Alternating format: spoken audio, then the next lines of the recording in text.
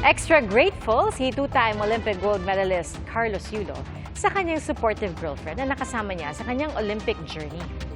Ating saksihan!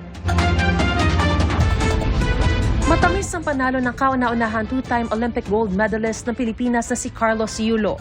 Sintamis na pag-iibigan nila ng itinuturing niyang inspirasyon at pahinga ang girlfriend na si Chloe.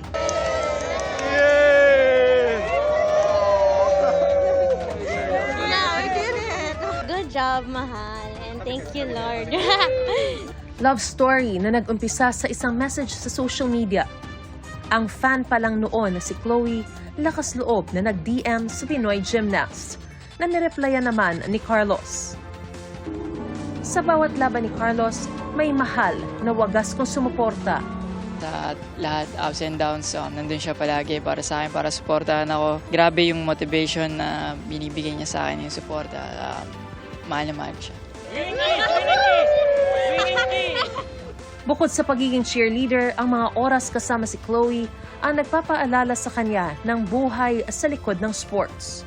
Sa una, super mayayain niya lang po talaga. Pero when you get to know him more, super ingay. Ingay din po, super fun, super funny, ganyan. Super fun to be with. Sobra, sobra po, yeah.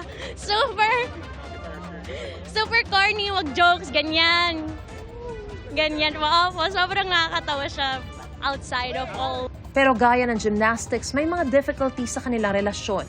Minsan nang nakwento ni Carlos kung paano nila nalagpasan ang long-distance relationship. Yung pag-update po siguro, palagi. Ano yun? Messages, videos. Kung kaya namin sabay kumain, kakain kami ng sabay. Hindi man ganun yung pinakagusto ko, pero ayun lang po siguro yung para sa amin, yung dun gumagana yung kung ano yung mga gusto namin gawin po kasi, or yung foundation po. Isa sa kinakaharap nila ang di pagkakaunawaan ng kanyang nobya at kanyang inang si Angelica. Ever since unang-una pa lang, ayaw niya na kay Chloe kahit hindi niya pa po nakikita or nakikilala in person. And mas nagkalabuan po kami nung naglagay po ako ng boundaries sa relationship ko. Kasi pinaglaban ko po si Chloe dahil gusto ko po siya. Si Chloe po may sarili po siyang income. Lahat po ng bank account ko po nasa mama ko po.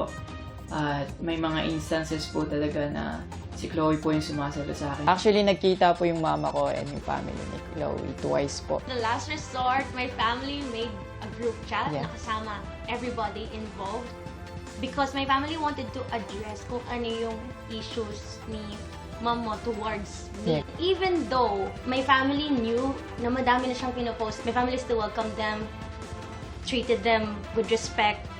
Bukod dito, sinagot din ni Carlos ang mga isyu kaugnay sa pera na isa sa pinagmulan ng tampuhan nila ng kanyang ina. Hindi niya sa akin sinasabi na na-receive niya na pala yung incentives ko from World Championships. Hindi ko pa po malalaman na na-receive niya na po yung incentives ko kung hindi ko pa po hinanap.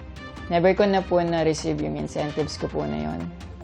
At never ko na rin naman po na hiningi yun sa kanila. Nasa kanya din kasi yung bank account ko sa monthly allowances sa pag-gymnastics ko. And nung nakuha ko na yung bank account ko po na yun, doon ko po nalaman na inuubos niya po yung laman nun. And nasa akin po yung mga bank statement ng withdrawal ko. Nauna na ring dumepensa ang ina ni Yulo kaugnay ng isyu sa pera. Yung tungkol sa pera nga na ninakaw ko, nilustay, winaldas sa luho ko. Sinabi ko sa kanila na walang halong katotohanan lahat.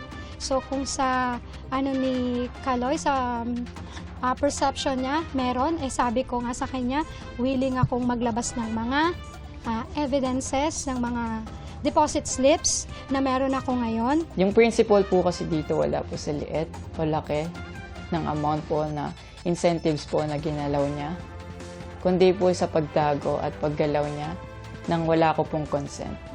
Sa kabila ng di pagkakaunawaan, sinabi ng ina ni Carlos sa nakaraang panayam na masaya siya sa tagumpay ng anak.